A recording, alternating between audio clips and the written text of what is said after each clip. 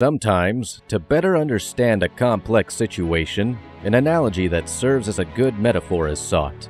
Argentina is in an emergency situation, drowning. When a person is drowning in deep waters, they need someone to rescue them. Their survival depends more on their rescuer than on themselves. However, in the midst of the rescue, some individuals, out of fear or reflex, resist, endangering not only their own lives, but also those of their rescuers. In these crucial instances, there is no time to investigate how the situation arose or whose fault it is. The focus is on the rescue, period. These are not moments for debate, but for pure survival action. Expert lifeguards even have to learn techniques to neutralize individuals who, during rescue, try to hinder them to bring them safely to shore.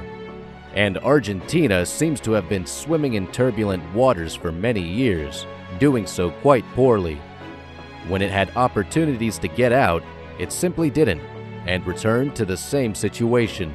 Then it blamed the water and everyone else, except itself and its behavior. It seems to have a problem with self-diagnosing its capabilities. It swallows water, coughs, shakes its hands seeking help, and when help is offered, it doesn't respect the basic behavioral criteria to avoid falling into the same situation again. Pero si insiste en este modelo de hacer déficit fiscal, emitir estas terceras monedas, cerrar la economía, yo creo que ese país no es el que le conviene a los argentinos. The rescuer's nightmare.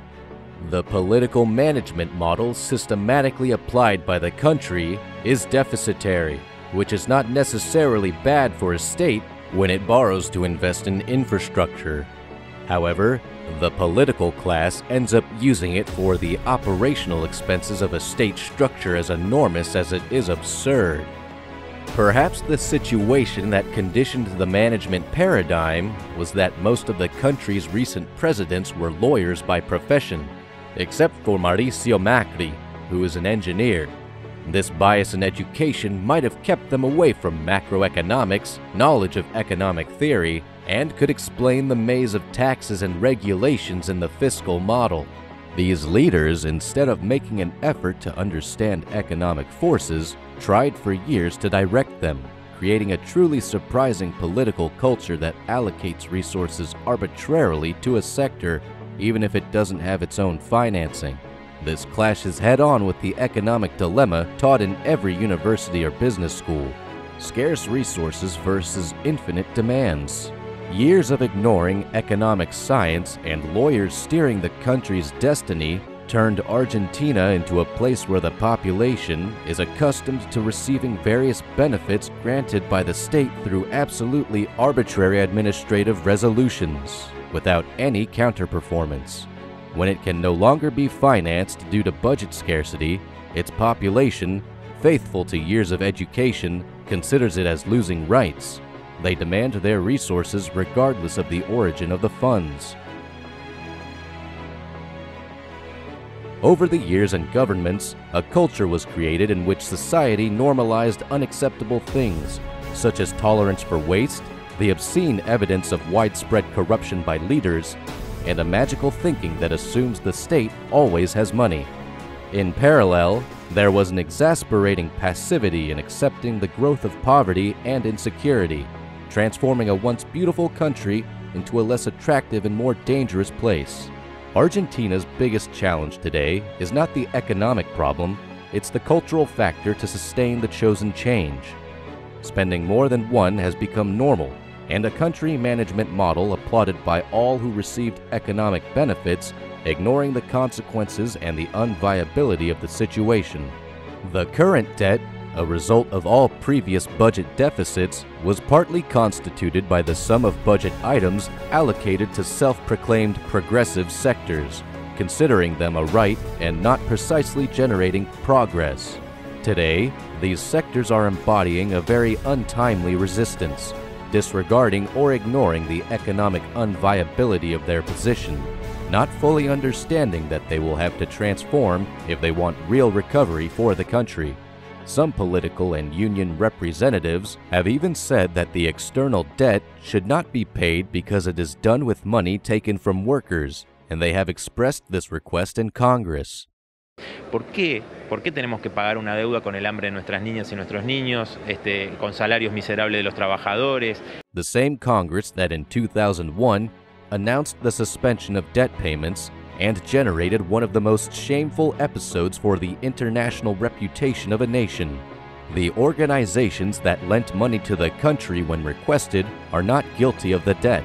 It's the national leadership that misused it without investing in what it had stated as the purpose of the funds when requested.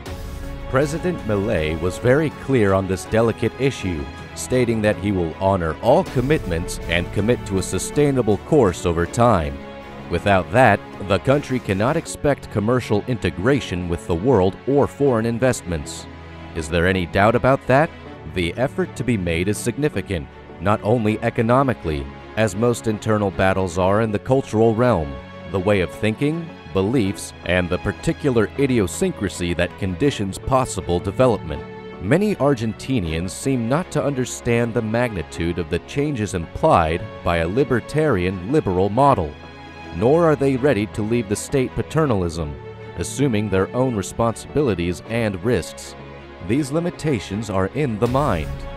The one who has to embody the challenge of leading the change is the president, and given the circumstances, it is not easy, especially if they expect him to do it alone. Returning to the initial metaphor, Argentina is drowning. It didn't learn to swim well, but at least this time, it said in the polls that it wants to start learning. The rescuer who comes to try to save the one drowning in deep waters does not come from the same sector as those who encouraged him to go swimming, nor is he another lawyer. For the first time, they chose an economist.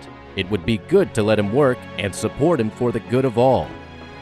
Soy Javier Milei, soy economista, liberal libertario, soy especialista en temas de crecimiento económico con y sin dinero. The previous diagnosis presented by President Javier Milei in the electoral campaign is the harshest truth any candidate had ever told their voters in the country's history. Listening to it was frightening, and yet he was elected by a wide majority. He was very explicit even in clarifying that the situation is so serious that there would be no alternative but to implement an urgent and drastic shock plan that would force everyone to suffer for several months. The world is watching the case with great attention and expectation because it is the Argentinians themselves, with their particular way of interpreting things, who can make the government fail, sabotaging it from within. The shadow of the experience of Mauricio Macri looms as a precedent. The unions called for 5 general strikes, and the entire Peronist majority in the Chamber of Deputies and the Senate opposed everything, returning to the same old, missing an opportunity and worsening the situation. Will the Argentinians let themselves be rescued?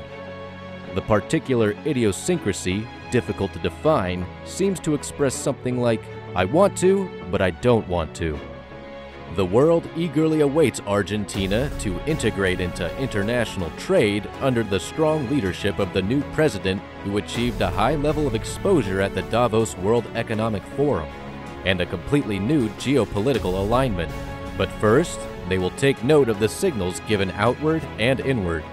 To the outside, Argentina must reverse the 3 defaults in the 2023 debt exchange and honor its payment commitments to the IMF, demonstrate its ability to pass laws as it lacks a majority in Congress, generate dollar reserves in the central bank, manage the court ruling for the YPF case that condemns it to pay $16 million USD. With these signals, it could aspire to reduce the country risk to below 1,970 points, and credit rating agencies may improve their rating, making it an attractive place for international investors. Internally, Argentina must control inflation, reverse economic stagnation, forge agreements with other non-government forces to pass laws, promote negotiations between unions and companies to level wages.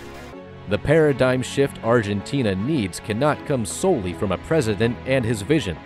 It must be accompanied by all members of society who need to understand that they are truly in a complicated situation, and this is a great opportunity for awareness and a change of course. There are many years of accumulated mistakes.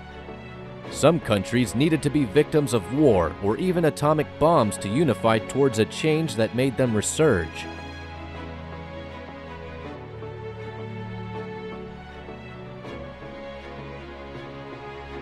Argentina is blessed not to have border conflicts, is far from war zones, has no racism issues. Despite the crisis, it has food and an educated population, fertile lands, oil, lithium, gas, and untapped mineral wealth. It is a country with geographic diversity and different climates with tourist appeal that, moreover, is not at risk of hurricanes or natural disasters. It has never been easier to interpret the direction the Argentine government will take and the measures it will take on this path. But its inhabitants are not accustomed to the long-term and planning. They are expert survivors of erratic and short-term policies that created many skills and reflexes, but left them with a myopic and distrustful vision that is not allowing them to see and dream of a free and developed country. Argentina will be a country of progress only if Argentinians believe in it. Can they see the opportunity and seize it?